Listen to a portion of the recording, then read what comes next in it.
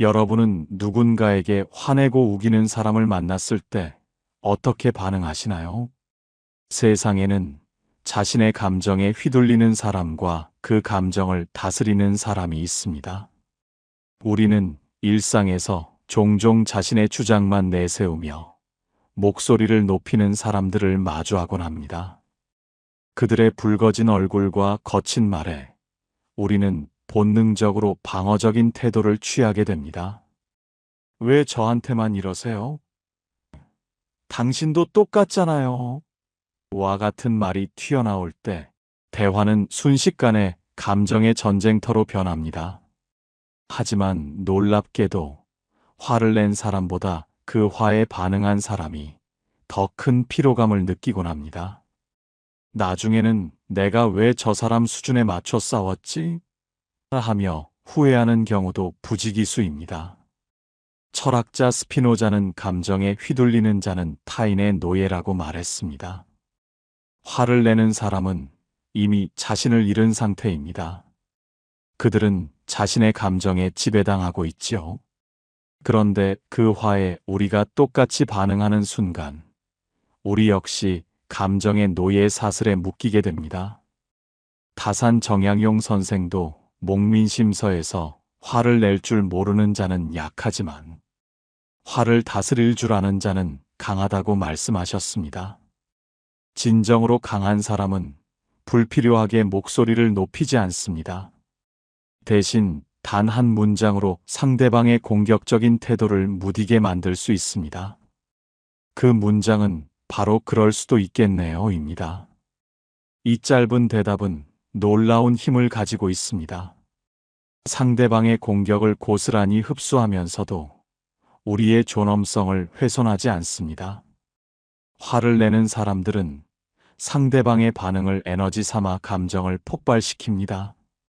하지만 우리가 반응하지 않으면 그들은 더 이상 싸움을 이어갈 명분을 잃게 됩니다. 이것은 단순한 처세술이 아닙니다. 감정을 다루는 깊은 철학이 담겨 있습니다. 우리는 흔히 상대방을 이겨야만 마음이 편해진다고 생각하지만 사실은 상대의 감정에 휘둘리지 않는 것이 진정한 승리입니다. 화를 내지 않고도 상대방을 압도하는 방법은 바로 감정의 주도권을 빼앗기지 않는 것, 그 한 가지뿐입니다. 어떤 분들은 이렇게 질문할 수도 있습니다. 그럼 무조건 참으라는 건가요? 그건 약자가 되는 거잖아요. 하지만 이는 오해입니다. 침묵은 결코 약함의 표현이 아닙니다. 오히려 그것은 우리 마음의 주권을 지키는 가장 고요하고 강력한 전투입니다. 우리가 화를 내지 않을 때 상대방은 자신의 분노의 무게를 홀로 짊어지게 됩니다. 그 순간 대화의 힘의 균형은 완전히 역전됩니다. 사람은 왜 화를 낼까요? 단순히 성격이 나빠서가 아닙니다. 대부분의 분노는 깊은 두려움에서 시작됩니다. 공격적인 말 뒤에는 언제나 내가 무시당할까봐, 내가 약하게 보일까봐라는 불안감이 숨어 있습니다. 누군가 화를 낼 때 그 사람은 사실 두려움에 사로잡혀 있습니다. 자신이 틀릴까봐, 자신의 존재가 작게 느껴질까봐, 그래서 큰 목소리로 자신을 방어하려는 것입니다. 분노는 일종의 자기 방어 언어입니다. 내가 화를 내야만 겨우 나를 인정해 주겠지. 이것이 그들의 무의식에 깔려있는 생각입니다. 공자님 또한 이러한 인간 심리를 정확히 꿰뚫어 보셨습니다. 군자는 화를 늦추고 소인은 화를 급히 낸다. 급하게 화를 내는 사람은 자신의 내면에 있는 불안을 견디지 못하는 사람입니다. 그들은 그 불안을 감추기 위해 타인을 흔들고 자신이 강하다고 스스로를 속이려는 것입니다. 다산 정약용 선생 역시 여유당전서에서 사람의 분노를 스스로에게 향하는 칼이라고 비유했습니다. 화를 내면 상대방을 찌르는 것 같지만 사실 그 칼날의 끝은 자신을 향하게 됩니다. 분노의 불길 속에서 가장 먼저 타버리는 것은 결국 자신이기 때문입니다. 그래서 화를 내는 사람은 어쩌면 불쌍한 존재일지도 모릅니다. 그는 화로 자신을 지키려 하지만 결국 그 화가 자신을 무너뜨리는 결과를 낳습니다. 그의 공격적인 말은 자신이 가진 불안을 감당하지 못한 결과인 것입니다. 그렇다면 우리는 이러한 상황에서 어떻게 대처해야 할까요? 상대방의 화를 보고 똑같이 화로 맞선다면 그 순간 우리 역시 불안의 구조 속으로 빨려 들어가게 됩니다. 우리는 감정의 주도권을 상대에게 넘겨주게 되는 것이죠. 그때 우리에게 필요한 것이 바로 무심한 이해입니다. 아, 이 사람은 지금 불안하구나. 이렇게 마음속으로 상대방을 바라보면 그들의 말이 더 이상 날카로운 칼날처럼 느껴지지 않습니다. 이해는 결코 용납을 의미하지 않습니다. 이해는 오히려 상대방의 무기를 해제하는 것과 같습니다. 상대의 화에 휘둘리지 않기 위한 가장 지혜로운 방패가 되는 것입니다. 화를 내는 사람을 이기는 길은 대화가 아니라 깊은 관찰입니다.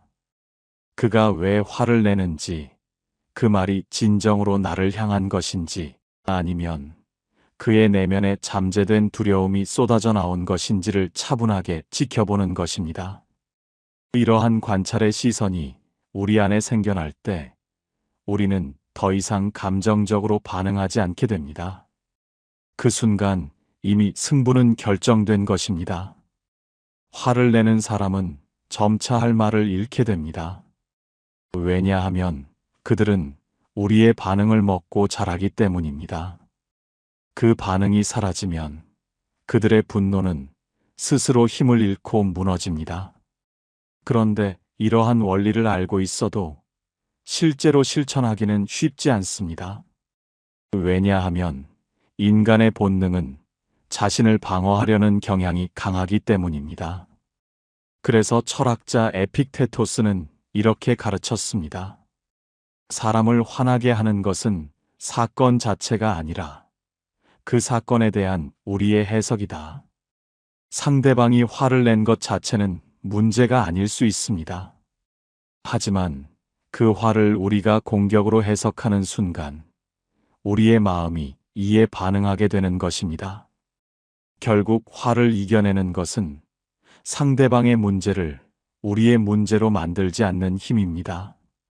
그는 지금 자신의 불안과 씨름하고 있을 뿐입니다. 우리가 그 싸움의 장으로 끌려 들어가지 않는 것, 그것이 진정으로 이기는 방법입니다. 화를 다루는 데는 기술이 필요합니다. 그 기술은 물리적인 힘이 아니라 언어의 온도에서 나옵니다. 감정의 폭풍 속에서도 단 한 문장으로 상황을 완전히 뒤집는 사람들이 있습니다. 그런 사람들은 직접적으로 싸우지 않습니다. 대신 그들은 단단하게 자신의 자리를 지켜냅니다. 그런 사람들의 대답은 이렇습니다. 그럴 수도 있겠네요. 그렇게 느끼셨군요. 제가 이해하려고 노력해 볼게요. 이 짧은 말들은 결코 굽히거나 사과하는 말이 아닙니다. 그것은 상대방의 감정적인 힘을 해체하는 고도의 기술입니다. 분노는 저항을 먹고 자랍니다. 누군가 그게 아니에요. 하고 반박하면 화의 불길은 더욱 거세게 타오릅니다. 하지만 우리가 한 발 물러서서 그 분노를 부드럽게 받아내면 상대방은 자신의 공격 방향을 잃고 헤매게 됩니다. 이것은 단순한 심리학적 트릭이 아니라 깊은 철학적인 통찰입니다.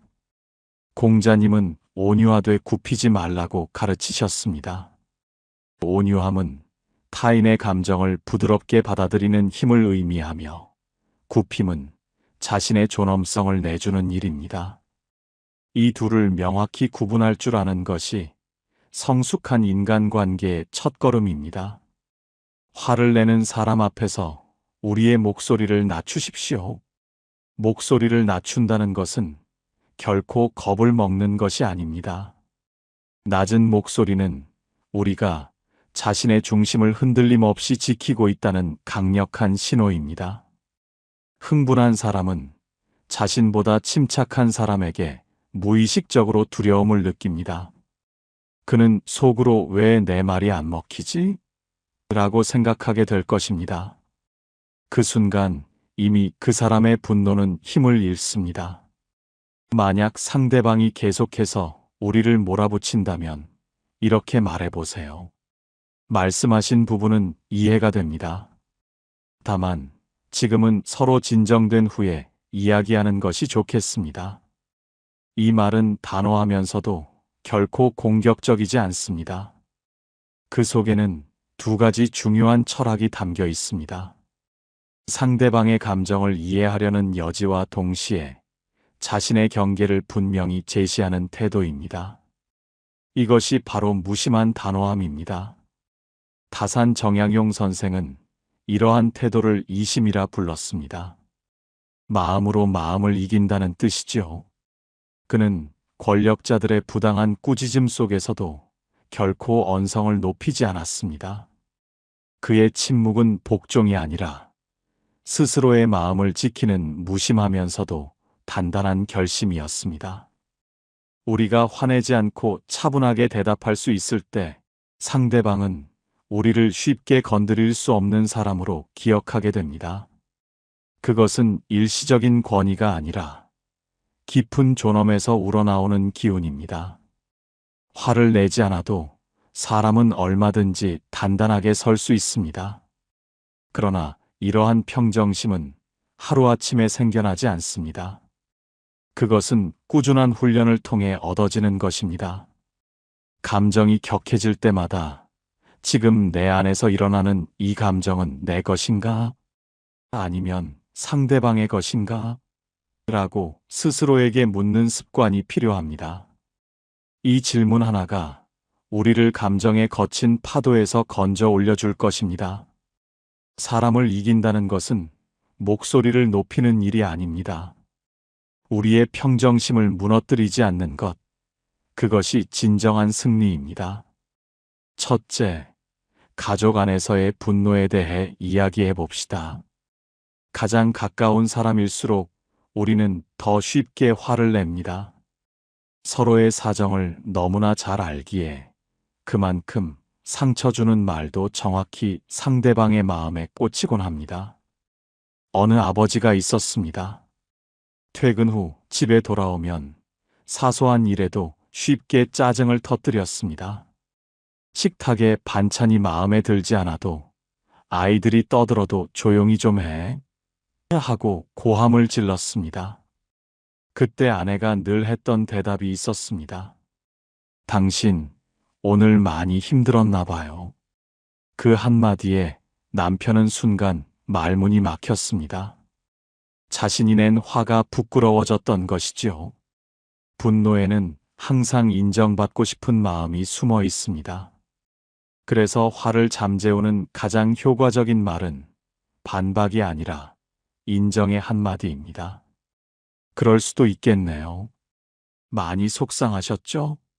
이러한 말들은 상대방의 불안감을 해소해주면서도 우리의 품격을 결코 손상시키지 않습니다. 둘째, 직장에서의 분노 상황입니다. 상사가 회의 중에 모두가 보는 앞에서 당신을 몰아붙이며 화를 냅니다. 그 순간 심장은 쿵 하고 내려앉고 얼굴은 뜨겁게 달아오릅니다. 그건 제가 한 게 아닌데요. 하고 맞받아치면 더 큰 싸움으로 번질 수 있습니다. 이럴 때는 차분하게 이렇게 말해보세요. 지적 감사합니다. 말씀하신 부분 제가 다시 확인하겠습니다. 이 말은 결코 굴복을 의미하지 않습니다. 이것은 우리의 중심을 잠시 비워내는 고도의 기술입니다. 그 말 속에는 지금은 감정적으로 대응할 때가 아니라 사실관계를 확인해야 할 때다라는 메시지가 은연중에 담겨 있습니다. 그 말 한마디로 분노는 감정적인 영역에서 이성적인 영역으로 옮겨집니다. 시간이 흘러 상사가 진정되면 그제야 이렇게 덧붙이세요. 그때는 말씀하신 내용이 감정적으로 들려서 조금 힘들었습니다. 하지만 지금은 이해가 됩니다. 이것은 복수도 아니고 감정을 되갚아주는 행위도 아닙니다. 그저 우리의 존엄성을 되찾는 당당한 선언입니다. 셋째, 낯선 사람과의 분노 상황입니다. 길거리, 식당, 혹은 고객 응대 자리에서 누군가 이유 없이 큰 소리를 칩니다. 그럴 때 우리의 본능은 똑같이 맞대응하기를 원합니다. 하지만 그 순간 우리가 평정심을 잃으면 상대방의 감정적인 공격이 승리하게 됩니다. 이럴 때 이렇게 말해보세요. 지금 많이 화가 나셨군요. 제가 잠시 자리를 비우겠습니다. 이것은 회피가 아닙니다. 그것은 감정의 고리를 단호하게 끊어내는 행위입니다. 화의 에너지는 서로의 반응이 만나야 커집니다. 우리가 반응하지 않으면 그 불은 스스로 꺼지게 됩니다. 다산 정약용 선생은 의를 이렇게 정의했습니다. 말과 행실을 바르게 함이 의이다. 의로운 말은 결코 날카롭지 않습니다. 오히려 부드럽습니다. 그 부드러움 속에 흔들림 없는 중심이 있기 때문입니다. 화를 다스린다는 것은 상대를 제압하는 것이 아니라 자신의 중심을 잃지 않는 것, 그것이 곧 의로운 힘입니다. 이 세 가지 상황에서 공통적으로 발견되는 원리가 있습니다.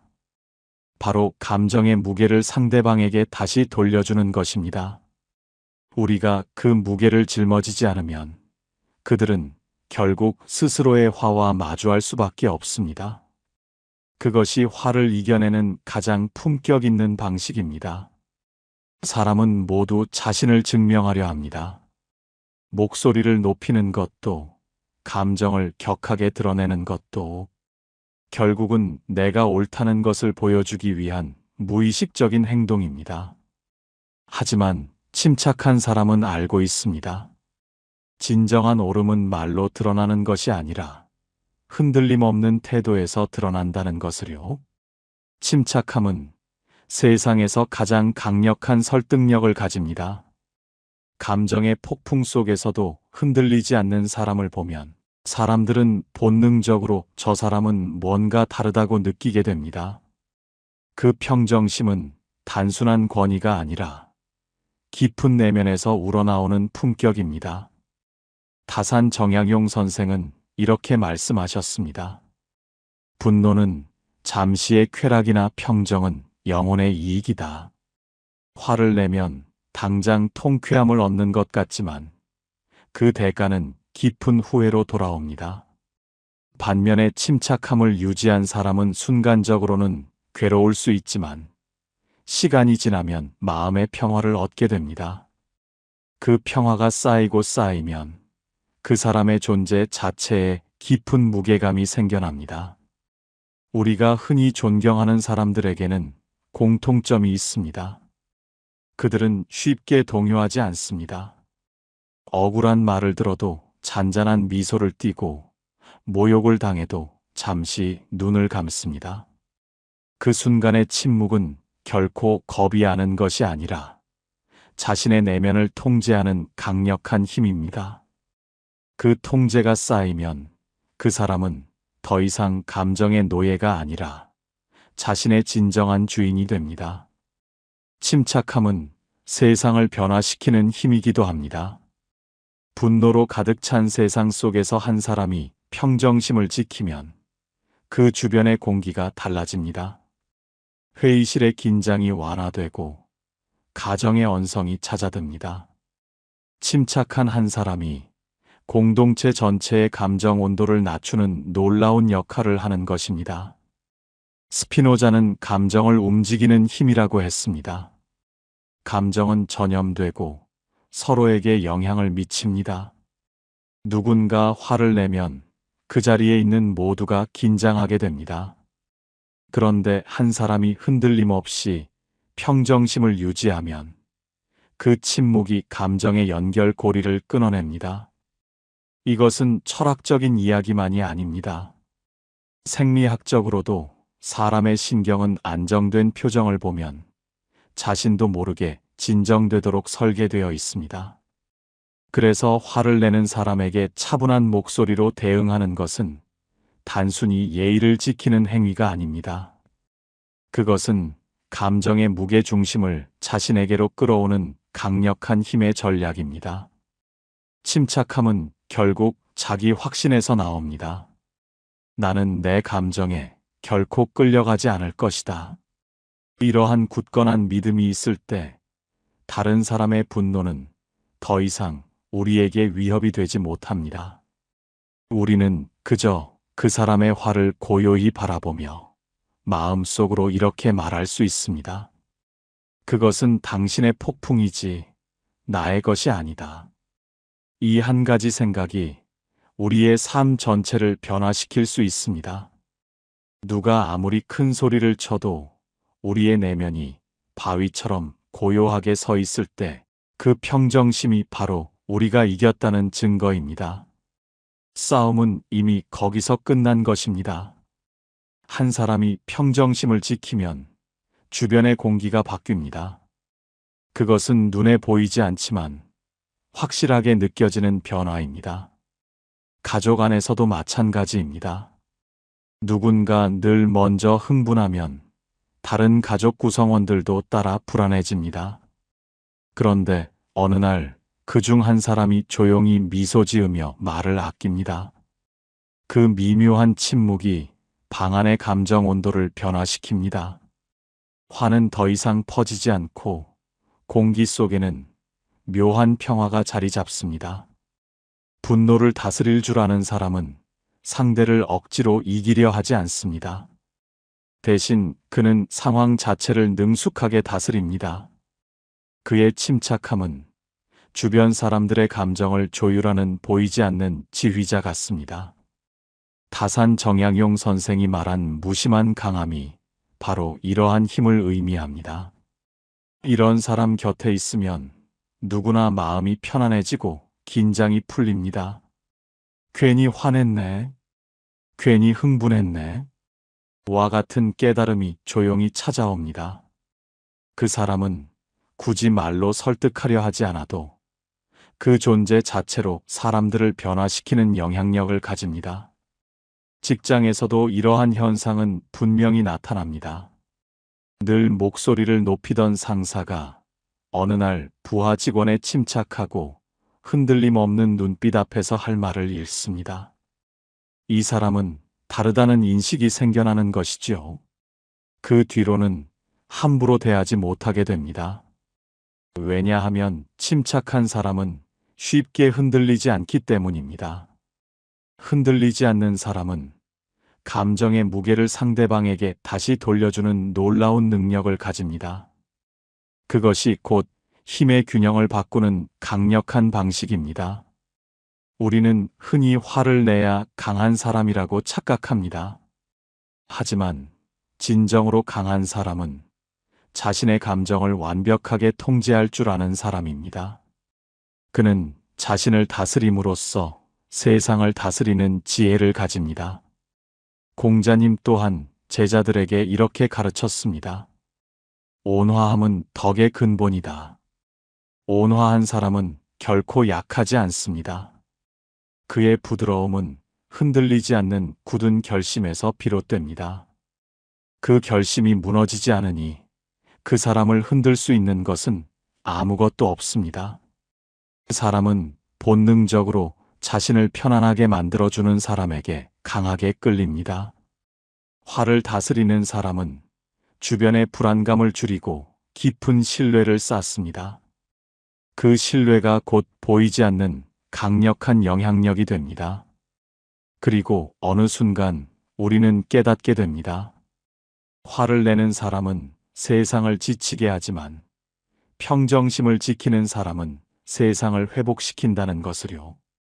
분노를 다스릴 줄 아는 사람은 결국 자신의 삶 전체의 구조를 변화시킵니다. 그는 더 이상 타인의 감정에 쉽게 흔들리지 않습니다. 남의 말에 상처받지 않고 남의 분노에 휘말리지 않습니다. 그것은 단순히 화를 참는 법을 넘어선 진정한 자유의 철학입니다. 누가 무엇이라 하든 자기 안의 평화를 잃지 않는 것, 그것이 핵심입니다. 세상은 여전히 시끄럽습니다. 누군가는 이유 없이 화를 내고 누군가는 억울해서 똑같이 맞받아칩니다. 그 혼란 속에서 가장 빨리 무너지는 사람은 결국 자신의 감정에 이끌려가는 사람입니다. 다산 정약용 선생은 이렇게 말씀하셨습니다. 화를 내면 적은 기뻐하고 화를 다스리면 스스로 기쁘다. 분노를 이긴다는 것은 상대를 굴복시키는 것이 아닙니다. 그것은 자신의 평정심을 흔들림 없이 지켜내는 일, 즉 우리 마음의 주권을 온전히 되찾는 일입니다. 화를 낼 때 우리는 잠시 강해진 것처럼 느낍니다. 하지만 그것은 일시적인 착각에 불과합니다. 분노는 순간적인 힘을 주지만 그 뒤에는 깊은 허무함과 후회만이 남습니다.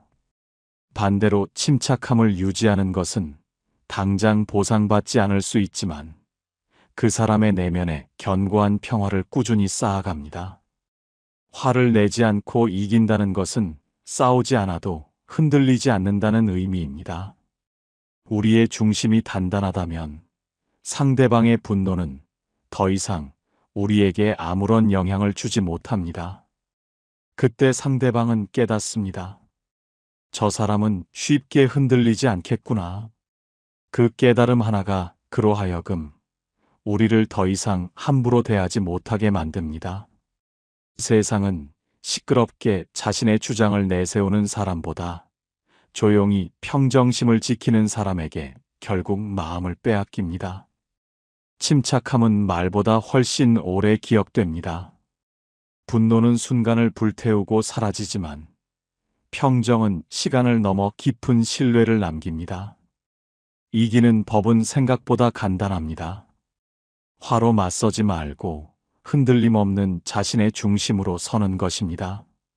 그 중심에는 이 사람의 문제를 나의 문제로 만들지 않겠다는 조용하고 굳건한 결심이 담겨 있습니다.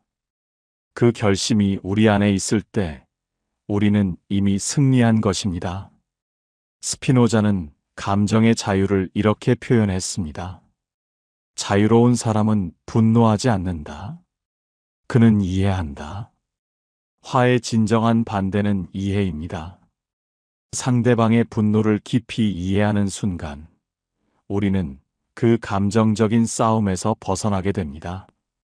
그는 여전히 분노의 불길 속에서 허우적대고 있겠지만, 우리는 이미 다른 차원에서 평화를 찾은 것이죠. 우리가 인생을 살아가면서 가장 자주 마주치는 전쟁터는 바로 사람의 마음입니다. 그 속에서 진정으로 승리하는 사람은 가장 강력한 무기를 가진 사람이 아니라 가장 고요하고 평화로운 마음을 가진 사람입니다. 이제 이 사실을 기억하십시오. 화를 이긴다는 것은 상대를 억지로 굴복시키는 것이 아니라 그 사람의 감정으로부터 우리 자신이 자유로워지는 것입니다. 우리가 화내지 않을 때 그의 분노는 더 이상 아무런 힘을 가지지 못합니다. 그것은 단순한 인내가 아니라 깊은 자기 통제의 철학입니다. 결국 이 감정 싸움의 끝은 누가 옳았는가가 아니라 누가 자신의 평정을 잃지 않았는가로 결정됩니다. 우리가 흔들림 없이 평정심을 지킨다면 그것이 곧 진정한 승리입니다. 그러니 오늘 누군가 여러분에게 화를 낸다면 마음속으로 이렇게 조용히 말해보세요. 당신의 폭풍은 당신의 것이고 나는 내 평화를 지킨다. 그 순간 세상은 놀랍도록 조용해질 것입니다. 그리고 그 고요함이 바로 여러분이 승리했다는 강력한 신호입니다.